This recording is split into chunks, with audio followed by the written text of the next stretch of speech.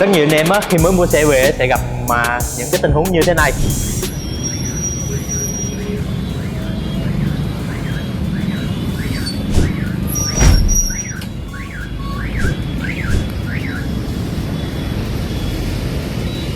Hoặc như thế này.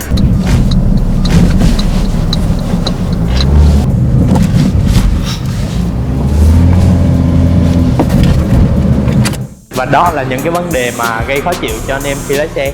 Và cái cách để khắc phục những cái vấn đề đó là gì á, thì mời anh em xem hết cái video này ha.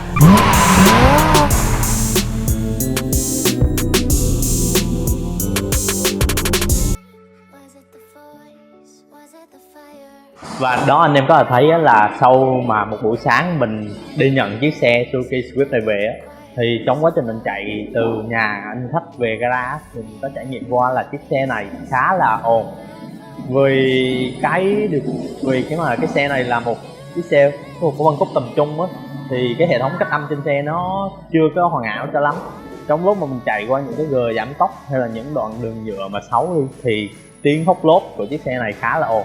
Ngồi trong xe mình cảm giác như nó cứ ù cả hai tai vậy. Thì mình có trao đổi với anh khách và tư vấn ảnh về cái gói cách âm SUPERCAR hiện tại bên mình đang làm. Thì anh khách cũng có đồng ý là xe anh nó ồn thật và anh chốt ngay cái gói cách âm này. Thì bây giờ mình sẽ giới thiệu cho anh em biết cái vật liệu cách âm này là gồm những gì này, và tác dụng mà khi anh em sẽ cách âm lên một cái xe nó có tác dụng như thế nào ha. Và ở đây trên tay mình đây là đang là một hộp sản phẩm cách âm. Ở đây có thương hiệu là SUPERCAR này, và cái tên sản phẩm là Ruba Black ha. Thì cái vật liệu cách âm này là bên mình sẽ dùng thi công cho chiếc xe này ở các hạng mục là cách âm sàn này, cách âm cốp và 4 hốc lốp ha. Thì với cái gói cách âm này thì nó sẽ giảm thiểu được tối đa tầm khoảng 60-70% tiếng ồn từ lốp gây ra và tiếng ồn từ khoang động cơ dội vào trong khoang lái ha. Bây giờ thì mình cùng anh em sẽ xem qua cái quy trình cách âm một chiếc xe bên mình nó sẽ như thế nào, và sẽ giới thiệu cho anh em cái thành phần chính mà cấu tạo nên cái vật liệu cách âm SUPERCAR Ruba Black này nó là những cái gì ha. Vâng, và đây là cái sàn mà sau khi bên mình đã thực hiện cách âm khuôn sàn cho chiếc xe này, và mình sẽ nói sơ qua cái quy trình ha. Thì đầu tiên á, trong cái quy trình mà cách âm một chiếc xe bao gồm sàn và hốc lốp, thì bên mình sẽ tháo 4 ghế ra, tháo hết ghế, toàn bộ ghế ra, và lật luôn cả cái sàn nỉ zin của xe ra bên ngoài để lộ lên những cái phần tôn chassis ở dưới này. Thì bắt đầu bên mình sẽ dùng cái vật liệu cách âm là SUPERCAR. Ở đây như trên tay mình đang cầm đây là bên mình sẽ đo cái sàn và lắp dán cái tấm này lên, dán tấm này cho nó ôm sát xuống cái tôn này. Rồi sau đó là anh em kỹ thuật sẽ dùng cái cây lăn này để mà lăn đè ép cho cái vật liệu này bám sát một cách là sát nhất có thể xuống ở cái sàn tôn này, để tạo ra một cái độ liên kết giúp cái sàn xe mình nó không bị ộp ẹp, và giúp cái vật liệu mà cao su á nó bám chắc thế này, để mà khi anh em di chuyển đường dài á, qua những cái đoạn đường nhựa mà xấu á, thì cái tiếng lốp xe á, sau khi mà nó phản nó dội lên trên này thì nó phải đi qua cái lớp này lớp cách âm này, thì lớp cách âm này nó sẽ triệt tiêu hoàn toàn những cái tiếng đó đi.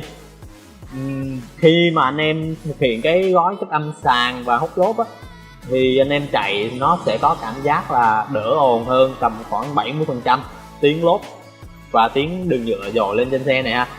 Thì khi đó sẽ giúp cho anh em ngồi trong cái khoang cabin này có một cảm giác mà an toàn và yên tĩnh hơn khi mà anh em chạy đường dài. Và anh em có thể thấy ở đây này, những cái đoạn hốc lốp nhô cao lên như thế này thì bên mình đều dán cao lên, để khi mà tiếng lốp nó dội lên thì vẫn bị triệt tiêu hoàn toàn. Cái cách âm thì đòi hỏi các anh em kỹ thuật phải có tay nghề cao và cần biết chỗ nào nên dán và chỗ nào không nên dán. Tại vì một số trường hợp á, nhiều anh khách có phản hồi với mình là anh đi cách âm ở những nơi khác, sau khi mà cách âm về á, thì nó vẫn không hết ồn mà lại còn ù hơn, khiến mà khi ảnh đang chạy xe nó ù thời gian lâu giúp gây ra bị đau đầu rồi khó chịu. Thì cái đó là lý do là một số nơi là không biết cách dán những cái chỗ mà thoát âm thoát hơi á, là đem biết hết, thành ra là khi đó trong cái xe mình nó sẽ bị tù túng, bị ù ha. Thì bên mình là dán xong là cam kết là không bị ù và đỡ ồn hơn tầm 70%.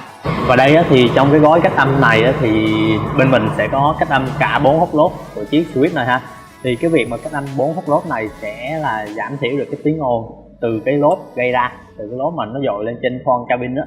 Thì ở đây anh em có thể thấy là bên mình đã cách âm full cái hốc lốp này, dán hết cả cái lồng về, cả cái khu vực mà tiếng lốp này sẽ dội lên. Và ngoài ra thì ở đây nó sẽ có một cái lồng vè riêng của xe nữa. Thì bên mình sẽ dùng cái miếng cách âm để gia cố cái lồng vè riêng này cho nó cứng cáp hơn, và sẽ dùng thêm một miếng bông siêu âm dán đè lên đây. Thì mục đích của dán bông siêu âm này á, thì nó sẽ triệt tiêu tối đa toàn bộ những âm thanh mà tiếng lốp gây ra. Thì cái độ hiệu quả của cái mà việc cách âm hốc lốp này thì nó triệt tiêu được tầm khoảng là 70-80% cái mà âm thanh từ lốp tạo ra, thì nó sẽ giúp cho xe mình rất là đỡ ồn. Vâng, và ở đây trên tay mình đang là vật liệu cách âm SUPERCAR Ruba Black. Thì ở đây mình sẽ giới thiệu cho anh em là cái thành phần cấu tạo nên một cái tấm cách âm này sẽ bao gồm những gì ha. Thì đầu tiên cái vật liệu mà cấu tạo nên được một tấm cách âm này sẽ bao gồm hai thành phần chính. Đầu tiên anh em có thấy nhìn bên ngoài đây là một miếng nhôm. Đây nè, anh em có thể sờ đây. Đây là một miếng nhôm mỏng, và sau miếng nhôm mỏng này sẽ là một lớp cao su puti. Thì ở miếng nhôm này á, mỏng thì sẽ giúp cho mà cái tấm vật liệu này dễ uốn nắn và có thể ốp lên tất cả cái bề mặt gồ ghề ở trên xe như anh em có thể thấy. Và sau cái miếng nhôm này sẽ là lớp cao su, thì lớp cao su puti này thì sẽ có tác dụng triệt tiêu những cái âm thanh, những cái tiếng ồn từ lốp và mặt đường dội lên trên xe. Và cái vật liệu cách âm này nó sẽ có một cái hệ số tiêu âm NAC lên tới 0.8, tức là nó sẽ cách âm hoàn toàn ở mức là 1.0. Và hiện tại cái này nó cho lên tới 0.8, tức là anh em hiểu là nó đã giảm được tầm khoảng 80% tiếng ồn từ lốp lên, nó sẽ triệt tiêu được đó, tầm 80% tiếng ồn ha. Và với cái mức giá mà cách âm cho sàn cốt và 4 hốc lốp bên mình đang làm á, thì sẽ là trọn gói sẽ là 8.500.000. Và với một cái chế độ bảo hành 5 năm, bảo hành 5 năm cho anh em yên tâm đi, là sau 5 năm thì vật liệu nó có bị như thế nào thì anh em cứ yên tâm ha. Vật liệu ở đây cái cao su này là cao su puti, thành ra anh em có đi thời gian lâu về dài, cho dù có nóng như thế nào, tại mặt sàn dưới nè rất nóng, thì cái cao su này nó vẫn không bị chảy ra ha, không có giống như một số loại khác. Sau cái clip này thì anh em nào cần tư vấn về cách âm chống ồn cho ô tô thì cứ ghé qua bên mình Tonica Workshop, địa chỉ tại 448 đường 2/9 Đà Nẵng ha. Thì hẹn gặp lại anh em ở những video tiếp theo.